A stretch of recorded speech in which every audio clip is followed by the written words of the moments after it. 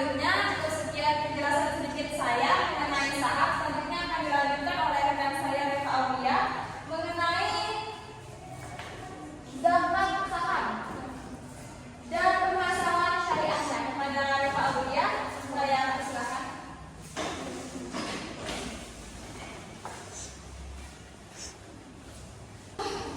Baik, selanjutnya kita akan membahas tentang saham. Dalam Islam, saham termasuk harta yang dapat dikenakan zakat apabila telah mencapai nisab dan haul. Disabdakan saham setara dengan 80 gram emas itu jika telah dimiliki selama 1 tahun. Besaran zakat yang harus dikeluarkan adalah 2,5%. Dan untuk investasi jangka panjang dapat dihitung dari dividen dan keuntungan yang diperoleh. Sedangkan bagi saham yang diperjualbelikan secara aktif, zakat dihitung dari nilai asal seluruh saham yang dimiliki. Sebagai contoh, sebagai contoh, apabila seorang memiliki saham senilai 50 juta rupiah, ini 50 juta, nah, maka zakat yang harus dikeluarkan adalah 2,5% atau sebesar 1.250.000 rupiah. Meskipun jual beli saham diperbolehkan, terdapat beberapa permasalahan syariah yang perlu diperhatikan. Yaitu yang pertama, spekulasi. Ini masih itu membeli saham hanya untuk mendapatkan keuntungan cepat tanpa memperhatikan kondisi perusahaan. Dan yang kedua ada hal yaitu adanya ketidakpastian karena harga saham yang sangat fluktuatif. Ketiga adalah riba. Nah, riba itu adalah dia dapat muncul dalam transaksi berbasis bunga seperti margin lending. Nah, selain itu juga insiden lending dan manipulasi harga saham yang bertentangan dengan prinsip keadilan dalam Islam karena memanfaatkan informasi rahasia untuk memperoleh keuntungan pribadi. Oke, cukup sekian.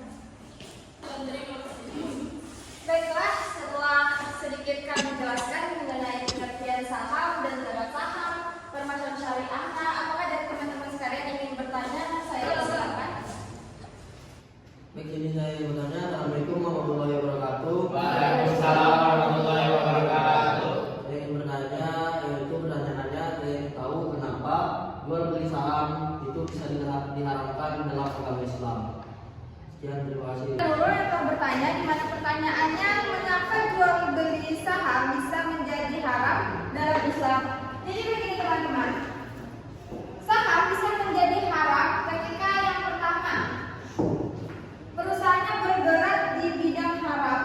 Itu contohnya misalnya apa? Perusahaannya menjual minuman keras, praktek judi, riba, itu sangat dilarang dan itu diharamkan dalam Islam. Yang kedua, mengandung bahar atau ketidakjelasan, transparansi yang tidak jelas dan tidak jujur. Misalnya, informasi perusahaan disembunyikan sehingga pembeli tidak tahu kondisi aslinya. Jadi kan sebagai kita kan mempunyai sedikit bagian dari perusahaan tersebut, seharusnya kita mengerti kondisi perusahaan kita bagaimana, untung ruginya atau tidak. Jadi itu tuh termasuk ketika tidak ada kejelasan dan tidak ada transparansi, itu sangat tidak boleh dan termasuk menjadi haram dalam Islam. Yang ketiga itu mengandung maisir.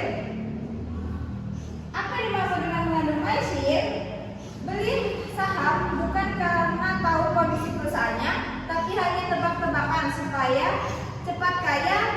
Ini sama saja seperti judi. Jadi sebelum kita membeli suatu saham dari perusahaan, kita harus mengetahui dulu apakah kondisi perusahaan tersebut bergerak di bidang haram atau halal. Nah, jadi intinya saham jadi haram bukan karena sahamnya, tapi karena bisnis haram atau cara transparansi seperti judi. Bagaimana? Terima kasih kepada teman-teman yang sudah